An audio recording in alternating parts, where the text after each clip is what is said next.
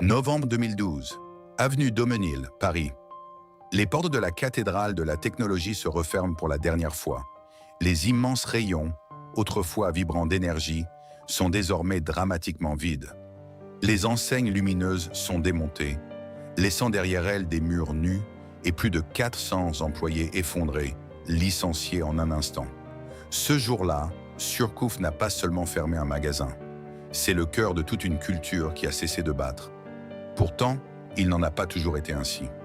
À son apogée, cet endroit était le centre névralgique de la révolution numérique en France. Imaginez des files d'attente interminables s'étirant sur les trottoirs parisiens chaque samedi matin. Des passionnés se bousculant dans les allées pour trouver la dernière carte mère, des chariots débordant de composants et un chiffre d'affaires vertigineux.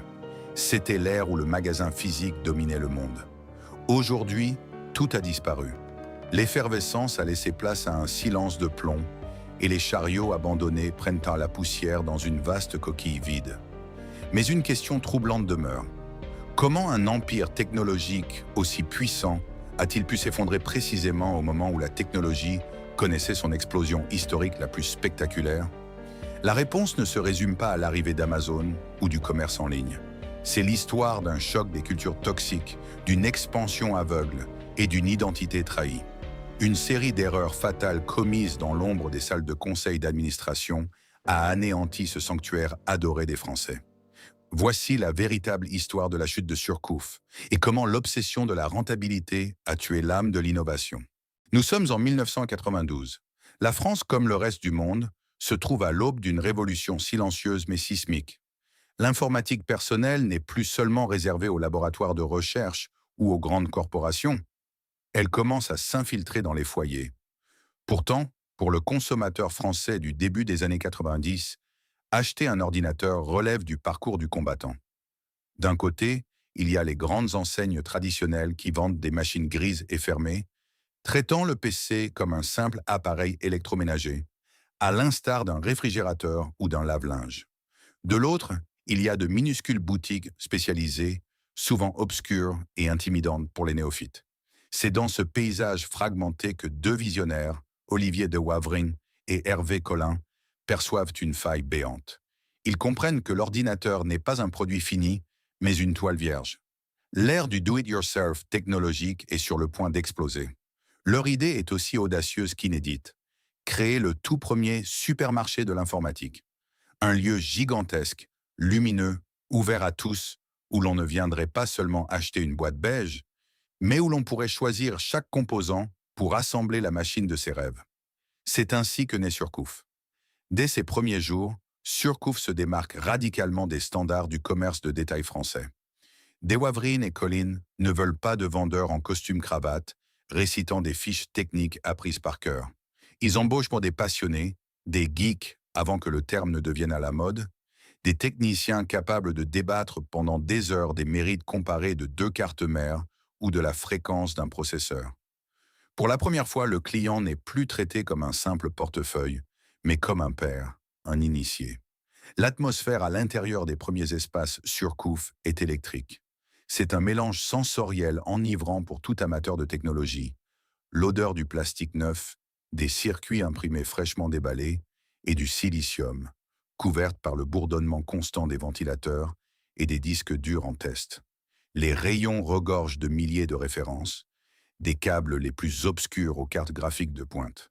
Surcouf transforme l'achat de composants électroniques en une véritable chasse au trésor. L'ordinateur devient un jeu de Lego pour adultes et Surcouf est le seul endroit où l'on peut trouver toutes les pièces. Très vite, le concept dépasse les attentes de ses créateurs. Le bouche à oreille transforme cette entreprise audacieuse en un véritable phénomène culturel. Les passionnés d'Île-de-France commencent à converger vers Surcouf, non plus seulement pour acheter, mais pour échanger, s'informer, vivre leur passion. Le magasin devient un point de ralliement, une agora moderne pour la génération numérique naissante. Le chiffre d'affaires grimpe en flèche, prouvant que De Wavrine et Collin avaient en vue juste. La France était affamée de technologies libres et accessibles. Cependant, ce succès fulgurant rend rapidement les murs trop étroits. Pour répondre à une demande qui prend des proportions industrielles, l'entreprise doit voir plus grand. beaucoup plus grand. Surcouf s'apprête alors à poser la pierre angulaire de son empire en inaugurant un espace aux dimensions colossales en plein cœur de Paris. Mais en érigeant ce qui allait devenir le plus grand temple de la technologie d'Europe, les fondateurs se doutaient-ils qu'ils étaient en train de bâtir un monument si majestueux qu'il finirait, inexorablement, par attirer les prédateurs de la haute finance? Pour comprendre ce qu'était véritablement Surcouf à son apogée, il faut oublier tout ce que vous savez sur les magasins d'informatique moderne. Oubliez les Apple Store, aseptisés, silencieux et minimalistes. Oubliez les rayons calmes, tristes et strictement ordonnés de la grande distribution classique. Surcouf, dans la seconde moitié des années 90, était un gigantesque bazar cyberpunk, une fourmilière bourdonnante de vie, de bruit et de passion brute. Le cœur de ce réacteur nucléaire commercial se trouvait au 139 de l'avenue d'Aumnil, dans le 12e arrondissement de Paris. Ce n'était pas un simple magasin, c'était un complexe titanesque. Avec ses milliers de mètres carrés répartis sur plusieurs niveaux, cet espace colossal est rapidement devenu le plus grand hypermarché de l'informatique en Europe. Pour la génération de la fin des années 90, faire le pèlerinage à Daumesnil un samedi après-midi relevait presque du rite de passage. Dès l'approche du bâtiment, l'effervescence était palpable. Des files d'attente s'étiraient en souvent sur le trottoir, composés de lycéens, de professionnels en costume, de hackers en herbe et de pères de famille. Une fois les portes franchies, le visiteur était frappé par un véritable mur sensoriel. Le bruit d'abord, un brouhaha constant mêlant les annonces au micro, le cliquetis frénétique de milliers de claviers testés simultanément, le vrombissement des unités centrales allumées en démonstration, et les débats animés entre clients et vendeurs. Ensuite, l'odeur, ce parfum si particulier de carton neuf, de plastique chauffé et de composants électroniques fraîchement sortis de leur sachet antistatique. L'organisation même du magasin tenait de la caverne d'Ali Baba. Le sous-sol et le rez-de-chaussée étaient de territoires sacrés des hardcore gamers et des bidouilleurs. On y trouvait des montagnes de cartes graphiques, des piles de disques durs, des rangées entières de cartes mères empilées jusqu'au plafond. Les clients déambulaient avec d'immenses chariots métalliques, les remplissant de pièces détachées comme on ferait ses courses alimentaires. Au centre de ce dispositif trônait l'attraction principale, l'atelier de montage. Derrière de grandes vitrines transparentes, telles les cuisines ouvertes des grands restaurants étoilés, des dizaines de techniciens s'affairaient sans relâche. Ils assemblaient, sous les yeux émerveillés des acheteurs, les configurations sur mesure qui venaient d'être commandées. C'était un spectacle permanent. Un client pouvait choisir son processeur, sa mémoire RAM, son boîtier, et observer, fasciné, la naissance de sa machine personnalisée. Les vendeurs de Surcouf, souvent reconnaissables à leur gilet spécifique, n'étaient alors pas de simples employés de commerce récitant un argumentaire. C'étaient des pointures, des encyclopédies vivantes.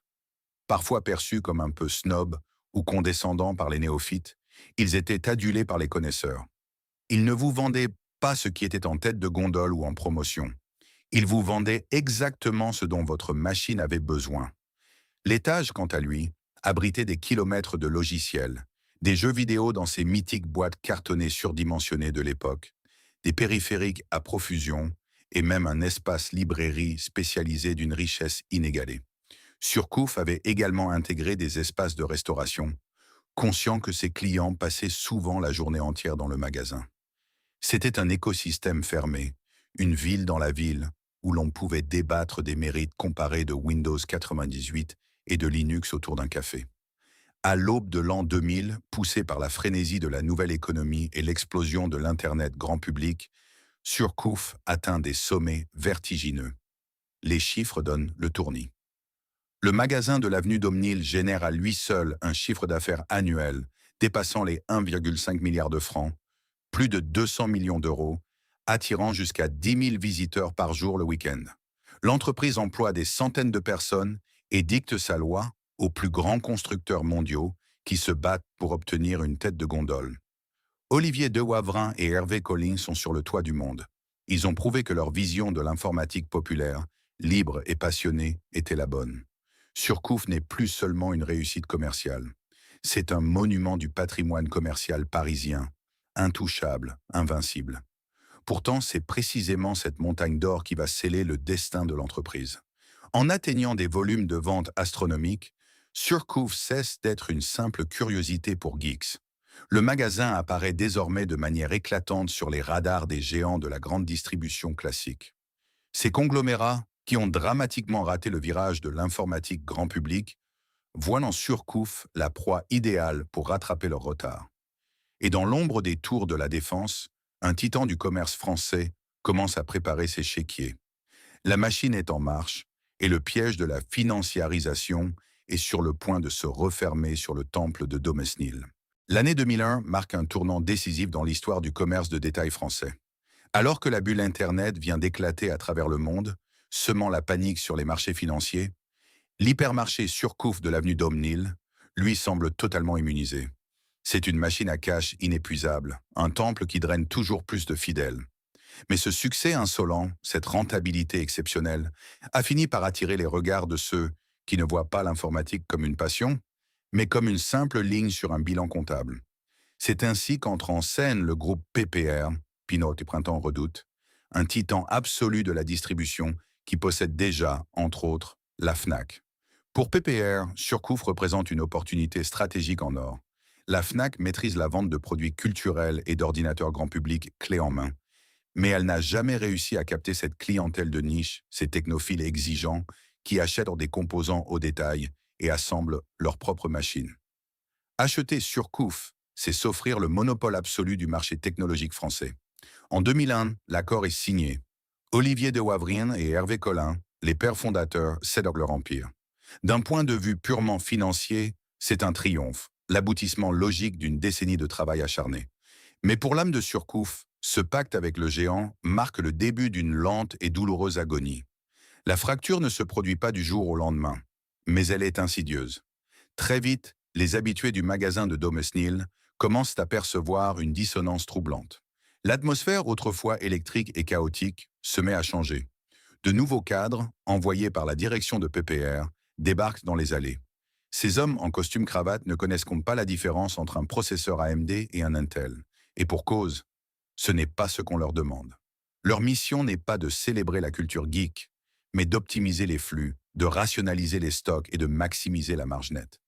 C'est un choc frontal entre deux cultures d'entreprise diamétralement opposées.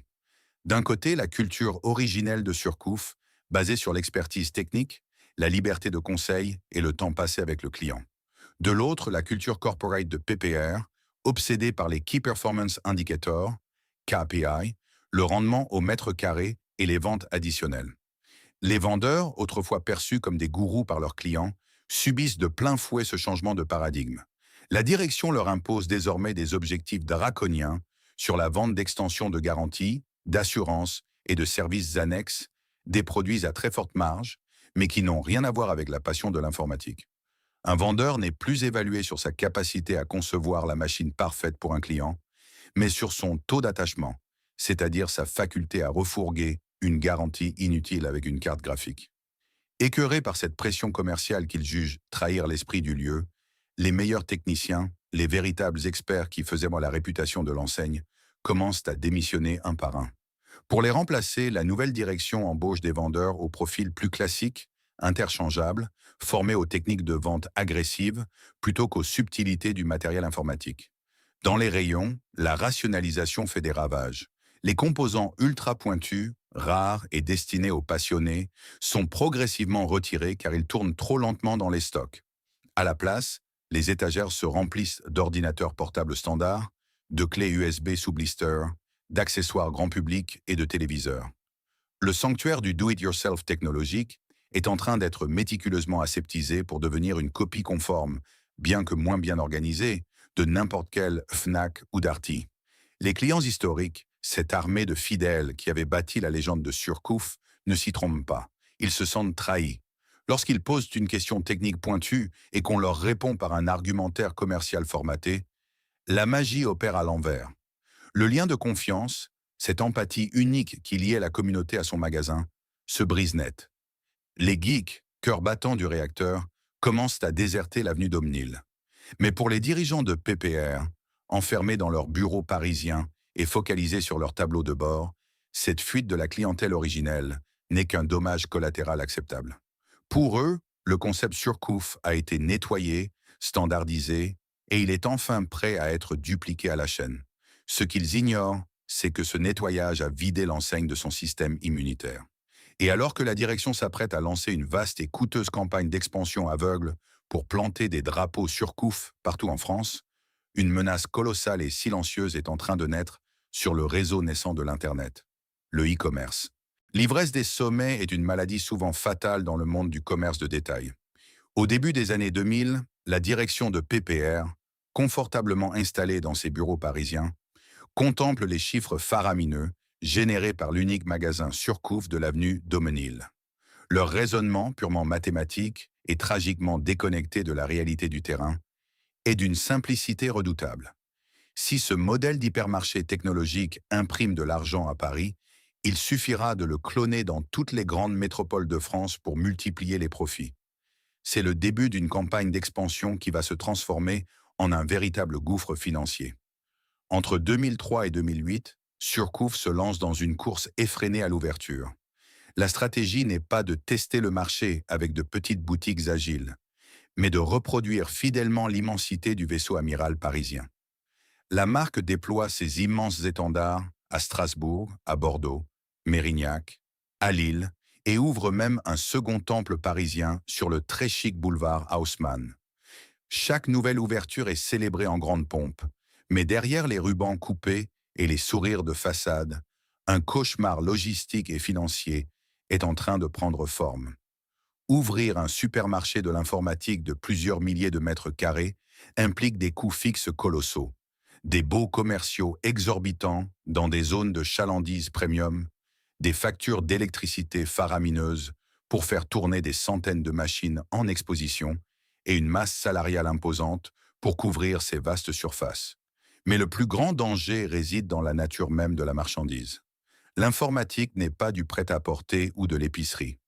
Les composants technologiques ont une durée de vie extrêmement courte avant de devenir obsolètes. Une carte graphique de pointe perd une fraction significative de sa valeur en quelques mois seulement. En multipliant les gigantesques surfaces de vente, Surcouf se condamne à maintenir un stock physique titanesque à travers tout le pays. Chaque jour où un composant reste invendu sur une étagère à Strasbourg ou à Lille, c'est de l'argent qui s'évapore silencieusement. La direction pensait avoir bâti un empire imprenable de béton et d'acier, mais comment ce modèle allait-il survivre face à une clientèle provinciale dont les attentes étaient radicalement différentes de celles des irréductibles geeks parisiens? La réponse ne tarde pas à s'imposer, brutale et sans appel. Le modèle Daumesnil était intransposable. Ce que les cadres de PPR n'avaient pas compris, c'est que le succès du magasin historique reposait sur la densité démographique unique de l'Île-de-France. À Paris, il y avait suffisamment de passionnés, de gamers et de professionnels pour remplir les allées d'un hypermarché spécialisé tous les jours de la semaine. En province, l'équation est brisée. Dans des villes comme Bordeaux ou Strasbourg, le bassin de technophiles hardcore n'est pas assez profond pour justifier des surfaces de 3000 mètres carrés dédiées aux pièces détachées. Le grand public, lui, cherche simplement un ordinateur portable prêt à l'emploi. Or, pour acheter un PC standard, ce client provincial n'a pas besoin de se perdre dans les immenses rayons complexes de Surcouf. Il lui suffit d'aller à la Fnac du centre-ville. Une enseigne qui, ironie du sort, appartient au même groupe PPR. Surcouf se retrouve ainsi à cannibaliser les ventes de sa propre société mère, tout en supportant des coûts d'exploitation intenables. Très vite, le contraste devient saisissant. Si les magasins de province connaissent une légère affluence le samedi, ils se transforment en de vastes musées silencieux le reste de la semaine. Les vendeurs errent dans des allées désertes, sous les néons blafards, réalignant des boîtes de logiciels que personne ne vient acheter. L'hémorragie financière commence. Les marges déjà infimes sur le matériel informatique sont littéralement pulvérisées par le poids des loyers et des stocks invendus. Pour tenter de colmater les brèches et maintenir à flot ces mastodontes de briques, la direction prend alors la pire décision possible. Elle coupe drastiquement dans les budgets d'investissement. L'entreprise est désormais prisonnière de sa propre chair, incapable de bouger, vampirisée par ses propres magasins. Et c'est précisément là que le piège se referme. Car pendant que Surcouf s'épuisait à bâtir et à renflouer des forteresses de béton et de verre à travers la France, une tempête silencieuse et foudroyante venait de s'élever sur les réseaux, prête à anéantir leur modèle économique sans même avoir besoin d'ouvrir une seule porte vitrée. Au milieu des années 2000, alors que Surcouf s'embourbe dans sa coûteuse et laborieuse stratégie d'expansion physique, une révolution invisible, mais foudroyante, est en train de redessiner la carte du commerce mondial. En France, l'Internet à haut débit, porté par la technologie ADSL, s'invite massivement dans les foyers. Avec cette connectivité nouvelle naît une menace que les dirigeants de PPR, concentrés sur le rendement de leur mètre carré de béton, n'ont absolument pas vu venir: les pure players du commerce en ligne. Des noms jusqu'alors inconnus commencent à résonner sur les forums spécialisés: LDLC, Matériel.net, Cdiscount, et bien sûr l'ombre grandissante d'Amazon. Contrairement à Surcouf, ces nouveaux acteurs n'ont aucune forteresse de verre à entretenir sur le boulevard Haussmann ou l'avenue Daumesnil. Ils n'ont pas d'armée de vendeurs à rémunérer, pas de factures d'électricité astronomiques pour éclairer des milliers de vitrines. Et surtout, ils ne sont pas prisonniers des horaires d'ouverture. Leurs vitrines sont numériques, ouvertes 24 heures sur 24, et leurs stocks reposent dans d'immenses entrepôts de tôle, situés dans des zones industrielles bon marché, loin des centres-villes. Cet avantage structurel se traduit par une arme fatale: le prix. Dans le monde impitoyable du matériel informatique, où les marges sont naturellement infimes, un écart de prix de 10 ou 15% est décisif. Les composants électroniques sont des produits parfaitement standardisés. Une carte graphique NVIDIA ou un processeur Intel sera rigoureusement identique, qu'il soit acheté dans un somptueux hypermarché parisien ou cliqué sur un site web rudimentaire. Les passionnés de technologie, qui formaient autrefois le cœur de cible de Surcouf, sont précisément les premiers à maîtriser l'achat en ligne. Pourquoi feraient-ils la queue un samedi après-midi pour payer un disque dur plein prix, alors qu'ils peuvent le commander la nuit depuis leur chambre et le recevoir le lendemain à un tarif défiant toute concurrence? Face à cette tempête numérique, la réaction de Surcouf est d'une lenteur désolante. Au lieu de voir l'e-commerce comme l'avenir, la direction de l'époque le traite comme un canal de vente secondaire, presque gênant.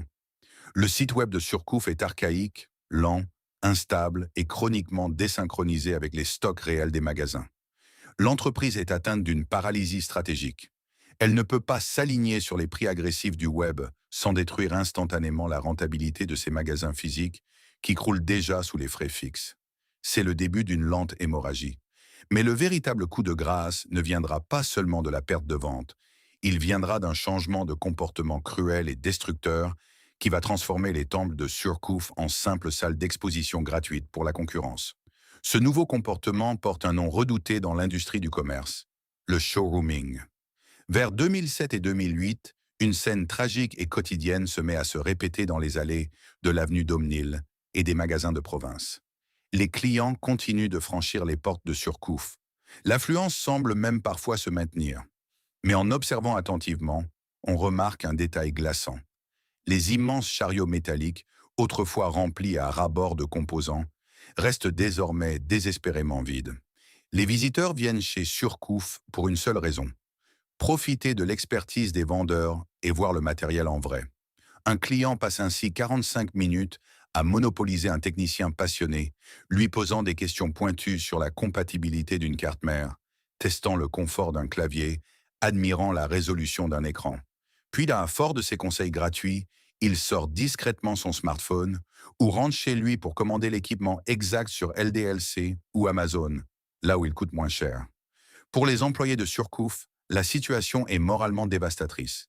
Ils réalisent avec amertume qu'ils ne sont plus des vendeurs, mais des consultants gratuits pour des géants d'Internet qui sont en train de les tuer.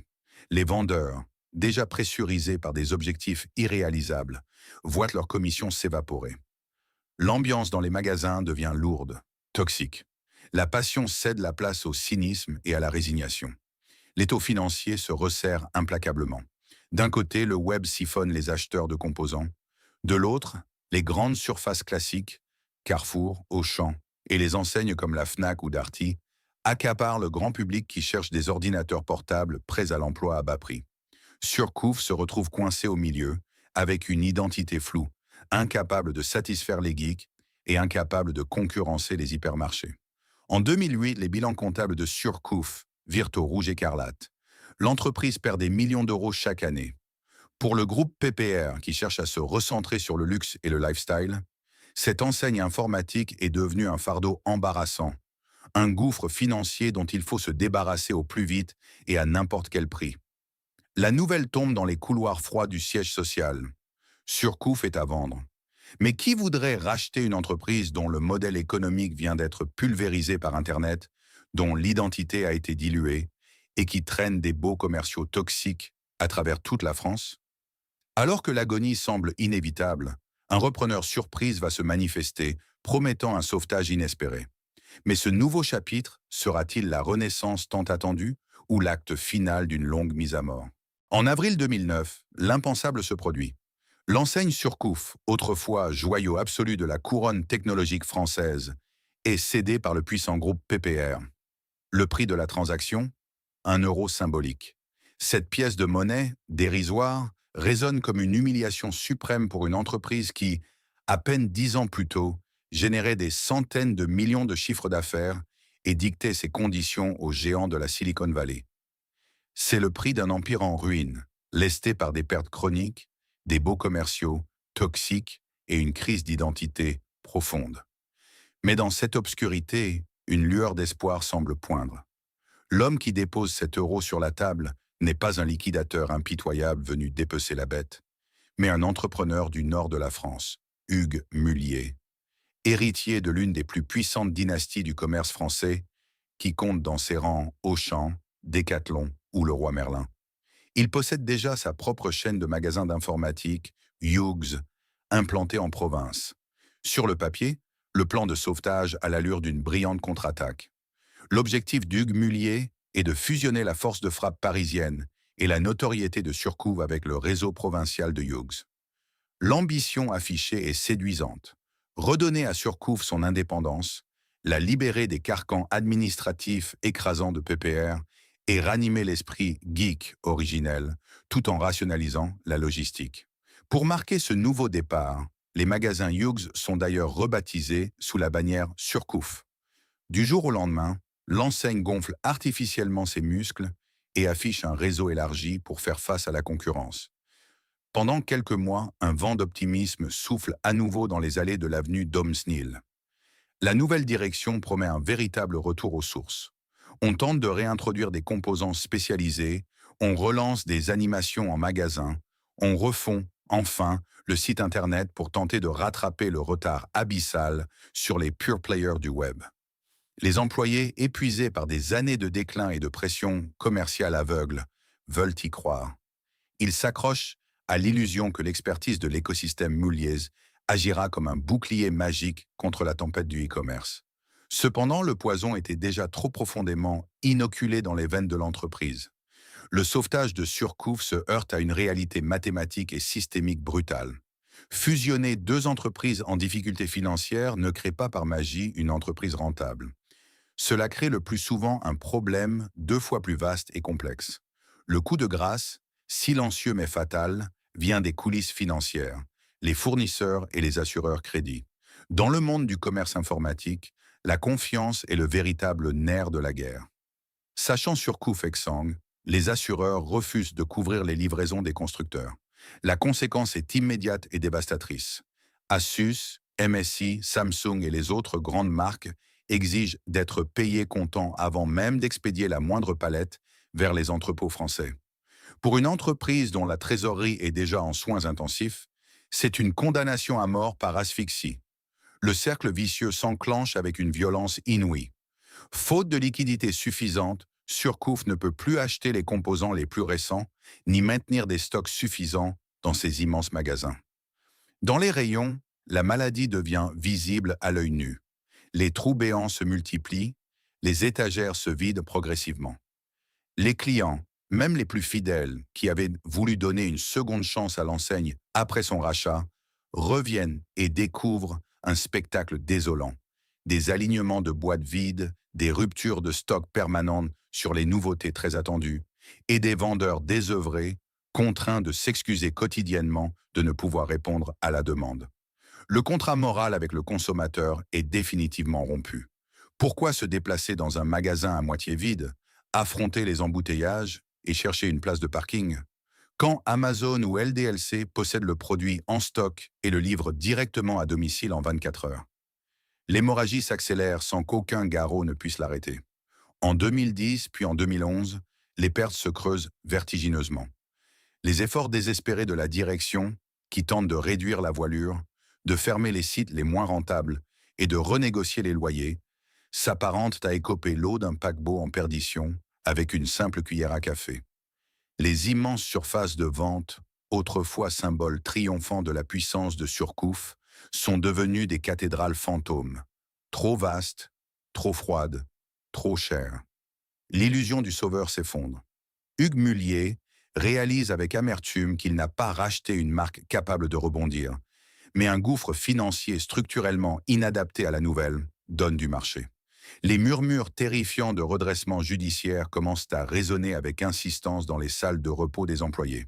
Ce chapitre de vaines tentatives s'achève, pavant la voie au dernier acte de cette tragédie commerciale. L'effondrement final et inéluctable du système. L'année 2012 s'ouvre sur une atmosphère de veillée d'armes. Les rumeurs persistantes qui entêtent les salles de pause deviennent soudain une réalité juridique implacable. Le 29 février 2012, l'enseigne Surcouf se déclare officiellement en cessation de paiement. Quelques jours plus tard, le tribunal de commerce prononce le placement en redressement judiciaire. C'est le début d'une lente et douloureuse agonie sous respiration artificielle. Pendant une poignée de mois, un administrateur judiciaire tente l'impossible. Trouver un repreneur capable de sauver les meubles, la marque et les quelques 400 emplois restants. Mais le marché de l'électronique grand public est devenu un champ de bataille impitoyable. Les dettes de Surcouf sont bien trop lourdes. Son modèle d'hypermarché physique est l'œil structurellement obsolète et les géants du e-commerce ont définitivement confisqué la croissance. Personne, ni en France ni à l'étranger, ne veut prendre le risque de racheter un paquebot dont la coque est déjà sous l'eau. L'été 2012 est une période de désolation totale. En magasin, l'ambiance devient crépusculaire. Les rayons, autrefois regorgeants de nouveautés technologiques, deviennent peu à peu fantomatiques. Faute de liquidité pour payer ses fournisseurs, Surcouf ne reçoit plus aucune marchandise. Les vendeurs, sachant pertinemment que la fin est proche, errent dans les allées immenses de l'avenue d'Aumnil et des cathédrales de province. Le lien sacré avec la technologie, cette passion commune qui unissait vendeurs et clients, s'est définitivement rompu. Il n'y a plus de débats enflammés sur les performances des dernières cartes graphiques. On n'y entend plus que des discussions anxieuses sur les indemnités de licenciement et les lettres de reclassement. En octobre 2012, le couperet tombe, définitif et sans appel. Faute d'offre de reprise viable, le tribunal prononce la liquidation judiciaire de l'entreprise. Il n'y aura pas de miracle de dernière minute. La sentence déclenche alors la dernière phase, sans doute la plus cruelle pour ceux qui ont consacré leur vie à bâtir l'âme de Surcouf. La grande braderie de liquidation avant la fermeture définitive. La liquidation judiciaire donne lieu à des scènes d'une tristesse absolue. L'annonce de remises exceptionnelles, allant jusqu'à 70% sur le matériel restant, provoque une ultime ruée vers les magasins. Mais cette foule frénétique n'a plus rien à voir avec les passionnés d'informatique qui faisaient respectueusement la queue le samedi matin dans les années 90. Ce sont désormais des chasseurs de bonnes affaires, parfois opportunistes, venus se disputer les restes d'un empire déchu. Ils fouillent en amont dans des bacs en vrac, arrachent les derniers câbles, les souris dépareillées et négocient les prix des quelques écrans encore en exposition. Pour les employés, contraints de procéder à ces encaissements à la chaîne, c'est une humiliation finale. Et ils voient sur leur outil de travail, ce sanctuaire technologique, être littéralement dépecé sous leurs yeux. Le 30 novembre 2012 marque la date fatidique. L'hypermarché historique de l'avenue Daumesnil, jadis le centre névralgique, bouillonnant et chaotique de l'informatique européenne, s'apprête à fermer ses portes pour l'éternité. Dans les dernières heures, une atmosphère lourde, presque religieuse, s'installe. Quelques anciens clients, des hardcore geeks, de la première heure devenus depuis de jeunes professionnels ou des pères de famille, font le déplacement. Ils ne viennent rien acheter. Il n'y a de toute façon plus rien d'intéressant dans les rayons dévastés. Ils viennent simplement pour dire adieu. Un adieu à un lieu qui a forgé leur jeunesse, un endroit où ils ont assemblé leur tout premier ordinateur, où ils ont appris à aimer la technologie. Lorsque l'heure de la fermeture approche, le silence qui s'abat progressivement sur le magasin est assourdissant. Le bourdonnement électrique continu des milliers d'unités centrales et le cliquetis incessant des claviers testés, qui formaient alors la bande-son emblématique de l'avenue Daumesnil pendant 20 ans, s'éteignent à jamais. Les ultimes clients sont doucement raccompagnés vers la sortie. Les employés se rassemblent une dernière fois près des lignes de caisses abandonnées. Des larmes silencieuses coulent sur les visages de techniciens et de vendeurs qui, depuis des années, portaient fièrement les couleurs de l'enseigne. À 19h ans, les lourdes grilles de métal s'abaissent dans un fracas lugubre, scellant définitivement l'entrée. Sur la façade, les immenses enseignes lumineuses qui éclairaient le ciel parisien sont débranchées l'une après l'autre. Le vaisseau amiral vient de sombrer dans une obscurité définitive. Après 2 décennies de règne, le roi Surcouf n'existe plus. Au lendemain du 30 novembre 2012, le paysage de la distribution informatique française se réveille avec une gueule de bois monumentale. La disparition soudaine de Surcouf laisse un vide béant, tant physique que psychologique. Pour les plus de 400 employés licenciés, le réveil est brutal. Ces techniciens pointus, ces vendeurs passionnés qui constituaient l'ADN de l'enseigne, se retrouvent dispersés. Certains tentent de retrouver leur place chez des concurrents directs comme la Fnac ou Boulanger, mais beaucoup, dégoûtés par la standardisation extrême du métier, décident de quitter définitivement le secteur de la vente physique. D'autres trouveront refuge chez les grands vainqueurs de cette guerre commerciale, les pure players du web comme LDLC ou Matériel.net, qui récupèrent à la fois la clientèle et les talents laissés sur le carreau. Pendant ce temps, les immenses de surfaces commerciales laissées vacantes témoignent de la folie des grandeurs des années 2000. L'emblématique magasin du 139 avenue Daumesnil, ce temple de 8000 mètres carrés qui attirait jadis des foules venues de toute l'Europe, reste porte close, silencieux et figé dans le temps. Ces grandes vitrines, autrefois éclairées par les néons des dernières nouveautés technologiques, se couvrent peu à peu de poussière et d'affiches sauvages. Il faudra attendre des années pour que cet espace colossal soit finalement morcelé et réaffecté, accueillant des supermarchés bio, des salles de sport ou des enseignes d'équipement de la maison.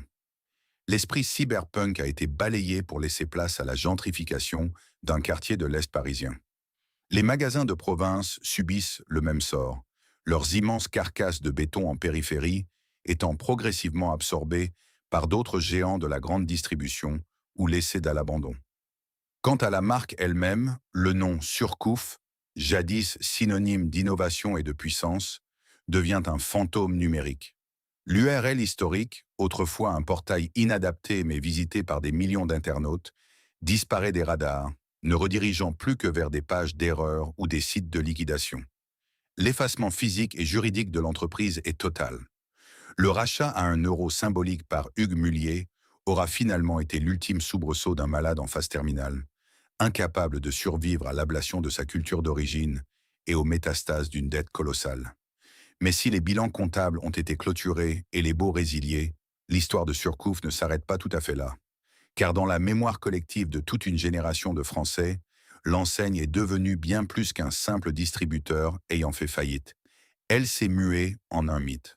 Aujourd'hui encore, il suffit de se promener sur les forums spécialisés comme hardware.fr ou de lire les sections commentaires sous les vidéos rétro gaming pour mesurer l'impact culturel de l'enseigne. Évoquer le nom de Surcouf provoque instantanément une vague de nostalgie puissante. Les anciens clients s'échangent leurs souvenirs comme des anciens combattants, la première carte mère achetée avec leurs économies, la fierté d'avoir assemblé leur premier PC grâce au conseil d'un vendeur de l'avenue Daumesnil, l'odeur du carton neuf et le frisson de déambuler au milieu de centaines de machines crachant leurs pixels sur des écrans cathodiques gigantesques. Cette nostalgie n'est pas seulement celle d'une enseigne disparue, c'est la nostalgie d'une époque révolue de l'informatique. Surcouf incarnait une période où la technologie exigeait de l'effort, de la passion et surtout du contact humain. C'était une époque de pionniers, où l'achat de matériel informatique était une aventure physique, une quête que l'on menait le samedi après-midi avec des amis. La chute de Surcouf coïncide tragiquement avec l'avènement des smartphones, de l'informatique boîte noire d'Apple et de l'achat en un clic sur Amazon.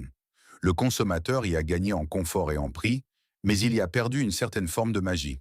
Sur le plan strictement commercial, l'effondrement de Surcouf est étudié comme un cas d'école foudroyant. Il illustre de manière implacable l'hybris de la distribution physique des années 2000. Le groupe PPR a commis l'erreur classique des grands conglomérats, croire qu'un modèle de niche, reposant sur une identité forte et une expertise pointue, pouvait être aseptisé et cloné à l'infini sans en tuer l'âme. En voulant transformer un paradis de geeks en une Fnac bis, ils ont chassé leurs clients historiques sans jamais réussir à conquérir le grand public. Mais la leçon la plus cruelle réside sans doute dans l'incapacité systémique à anticiper la révolution numérique.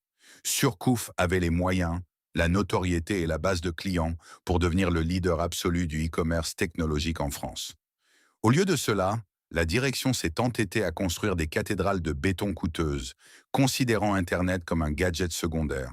Ils ont investi dans les briques plutôt que dans les clics, laissant des acteurs agiles, partis de rien, s'emparer de leur marché. L'histoire de Surcouf est celle d'un Icare technologique. Une entreprise née de la passion qui a volé plus haut et plus brillamment que n'importe quel autre acteur de son époque, avant que l'ambition démesurée et l'aveuglement stratégique de ses repreneurs ne fassent d'infondre ses ailes. Le géant de Daumesnil est mort, mais dans l'imaginaire du commerce français, il reste la légende indépassable de l'âge d'or du PC. La disparition de Surcouf n'est pas seulement l'histoire d'une faillite commerciale, d'une restructuration ratée ou d'une mauvaise gestion financière. C'est le miroir d'une époque révolue, le chapitre définitivement clos d'une certaine idée de la technologie. Pendant 20 ans, Surcouf n'a pas seulement vendu des cartes mères, des processeurs ou des logiciels.